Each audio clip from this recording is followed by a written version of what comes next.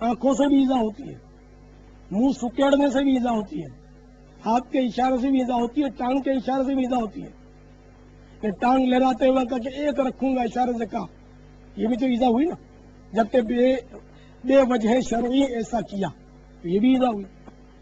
تو جسم کے مختلف اعضاء سے بھی ایذا ہو سکتی ہے، لکڑی سے بھی ایذا ہو سکتی ہے، ڈنڈی سے بھی ہو سکتی ہے، ہاں ایک تنکے سے بھی ہو سکتی ہے، سوئی سے بھی ہو سکتی ہے، اور بم سے بھی ہو سکتی ہے، دھماکے سے بھی ہو سکتی ہے، دہشت گردی سے بھی ہو سکتی ہے، چوری ڈکیتی سے بھی ہو سکتی ہے، جیب کترنے کی حرکت سے بھی ہو سکتی ہے، چھین لینے سے بھی ہو سکتی ہے، چھپا لینے سے بھی ہوتی ہے، اور چرا لینے سے بھی ہو سکتی ہے، قتل کرنے سے بھی ہو سکتی ہے، تو زخمی کرنے سے بھی ہو سکتی ہے۔ ایذا کی صورتیں سینکڑوں ہزاروں ہیں، تحریر سے بھی ایذا ہوتی ہے، جی ہاں، تحریر ایسی ایذا دینے والی تحریریں بھی لوگ ظاہر بناتے ہی ہیں، اس سے بھی ایذا ہوتی ہے۔ تو ناحق ایذا بہت خطرناک ہے، خدا کی قسم عذاب کوئی برداشت نہیں کر سکے گا، ساری پھوپھا نکل جائے گی، ساری اکڑی ختم ہو جائے گی، سارا روب داب جاتا رہے گا۔ اے ارباب اقتدار، تم بھی خبردار، اگر تم اقتدار کے نشے میں بدمست ہو کر تم نے مسلمانوں کو ایذا دی کہ آج تمہارے پاس کرسی ہے، کیا تمہیں نہیں پتا کہ یہ کرسی بہت زیادہ عارضی ہے؟ مختصر سی زندگی میں تم نے بھی دیکھا ہوگا، میں نے بھی دیکھا ہے، بہت سارے کرسیوں پر آئے، بڑے کھل کے کھیلے، آخر کہاں گئے؟ سب کے سب لاپتہ، کوئی قبر کے اندر اتر گیا تو کوئی کسی ملک میں جا چھپا ہوگا، کوئی کسی شہر میں جا چھپا ہوگا۔ تو یہ کرسی کسی کی ہوئی ہے نہ کسی کی ہوگی، اس سڑی ہوئی مریل کرسی کے پیچھے بھاگنے والا ہی مجھے تو عقل مند نظر نہیں آتا۔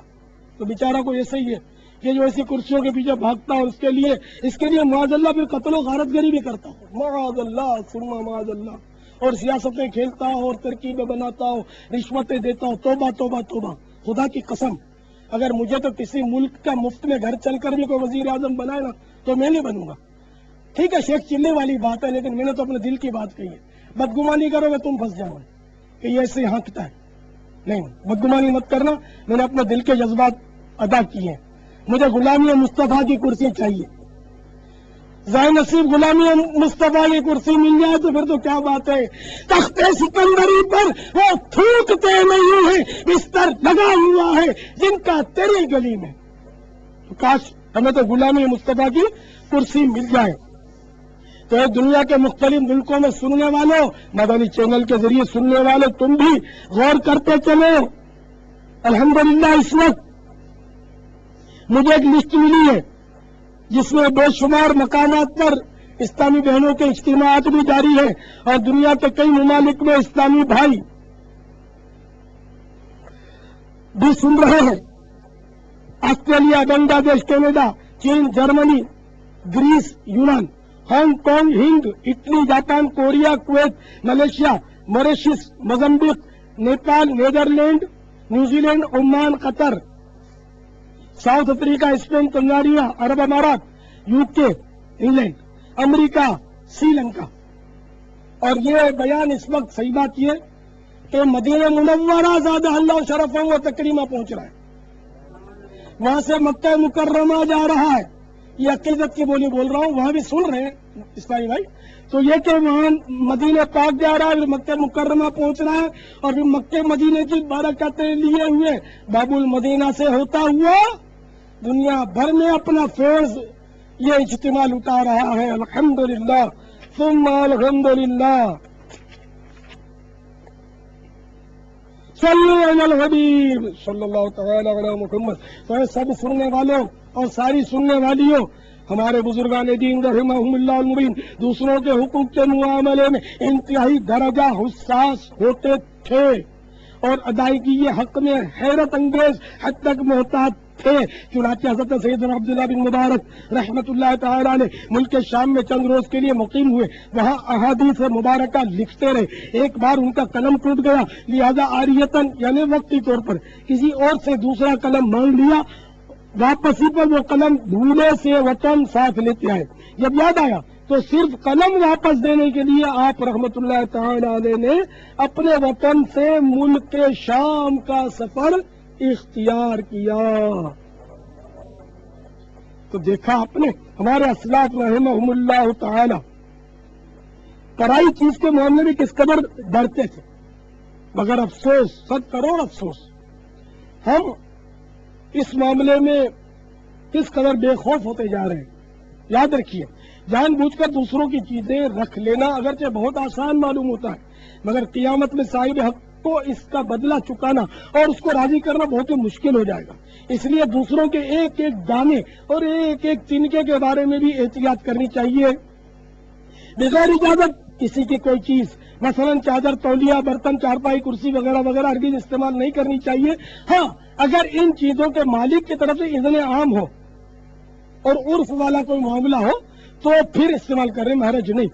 مثلا کسی کے گھر مہمان بن کر گئے تو عموماً ان چیزوں کے استعمال کی صاحب خانہ کی طرف اجازت ہو جاتی ہے۔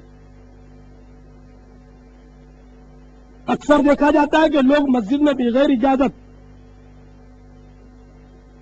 چپل کے مالک کی اجازت کے بغیر چپل پہن کر استنجا خانے چلے جاتے ہیں۔ ذرا سوچئے تو صحیح، آپ کسی کے چپل پہن کر استنجا خانے تشریف لے گئے اور جس کے چپل ہے وہ باہر جانے کے لیے اپنے چپل کی طرف آیا، چپل غائب پا کر یہ سمجھ کر کہ چوری ہو گئے، بیچارہ دل محسوس کر رہ گیا اور ننگے پاؤں چلا گیا۔ آپ نے اگرچہ واپس آ کر وہ چپل وہیں رکھ دی ہے، مگر اس کا مالک تو انہیں ضائع کر چکا، اس کا وبال کس پر؟ اور اگر اس کا مالک ضائع نہیں بھی کر پایا، اس کو مل بھی گئے، تب بھی آپ نے بغیر اجازت استعمال کیا کیوں؟ تو بہرحال آپ کی وجہ سے اس کے چپل ضائع ہو گئے تو آپ ظالم قرار پائے۔ اسی طرح حرمین طیبین میں بھی دیکھا جاتا ہے کہ لوگ بکثرت دوسروں کے چپل پہنتے ہیں، دروازے پر چپل بھی ڈھیر لگا ہوتا ہے اور پہن لیتے ہیں۔ تو اس طرح چپل اگرچہ مالک چھوڑ کر چلا گیا، وہ غیر مستحق اس چپل کو نہیں لے سکتا، یہ ذہن میں رکھیے گا۔ آپ کے ٹھیک ہے مکس ہو گئے، نہیں مل رہے، ادھر ادھر ہو گئے، آپ ننگے پیر چلے جائیں۔ آقا کی گلیوں میں ننگے پیر چلنا تو پھر سعادت در سعادت ہے۔ تو یہ بھی ظلم ہے، کسی کے چپل بلا اجازت اٹھا کے چلے جانا۔ حضرت سیدنا شیخ عبد الوہاب شعرانی قدس سرہ نورانی فرماتے ہیں، بسا اوقات ایک ہی ظلم کے بدلے، صرف ایک ظلم کے بدلے ظالم کی ساری نیکیاں لے کر بھی مظلوم خوش نہ ہوگا۔ ہائے، ایک بار آپ نے کسی کے چپل ضائع کر دیے معاذ اللہ، اور ظالم کو آپ کی ساری نیکیاں دے دی گئی اور پھر بھی وہ مطالبہ کر رہا کہ نہیں، تو پھر کہیں اس کے گناہ بھی نہ لے جانا پڑے۔ یہ ایک میں نے مثال دی آپ کو حضرت شعرانی رحمت اللہ علیہ کے قول کی روشنی میں۔ تو بہرحال معاملہ بڑا نازک ہے میرے پیارے پیارے اور میٹھے میٹھے صحیح بھائیوں، بہت سمجھنے کی بات ہے، بہت کوشش کرنی چاہیے، بھرپور کوشش کرنی چاہیے کہ ہم سے کسی کا دل نہ دکھ جائے۔ ابھی بیٹھے ہوئے بھیڑ ہے تو ہرگز یہ نہ ہو کہ اس کو کونی ماری، اس کو گھورا، دورٹ، یہ کیا تم نے مطلب میرے کے دباؤ ڈال رہا مجھ پر، ساری جگہ گھیر کر بیٹھا، اٹھ اٹھ کر کے اس کا گھٹنا جھٹکے سے اٹھا دیا۔ یہ سب دل آزاریوں کے طریقے ہیں۔ آپ کو ٹھیک ہے جگہ کشادہ چاہیے نا، تو اس کا طریقہ یہ بھی تو ہے نا کہ آپ ہاتھ باندھ کر منت کریں، اس کی خوشامد کریں کہ بڑے بھائی ذرا میری کمر رہ گئی ہے یا میرے پاؤں سن ہو رہے، اگر ایسا ہے تو اس طرح کا عذر ہے تو یہ پیش کر دیں یا ویسے کہہ دیں بڑے بھائی بڑی مہربانی ہوگی، اگر تھوڑا سا سرک جائیں گے تو میں ذرا وہ کھل کر بیٹھ سکوں گا، آپ کی بڑی مہربانی، جزاک اللہ جزاک اللہ۔ تو وہ جگہ بھی دے دے گا اور اس کے دل خوش کرنے کا انشاءاللہ ثواب بھی ملے گا۔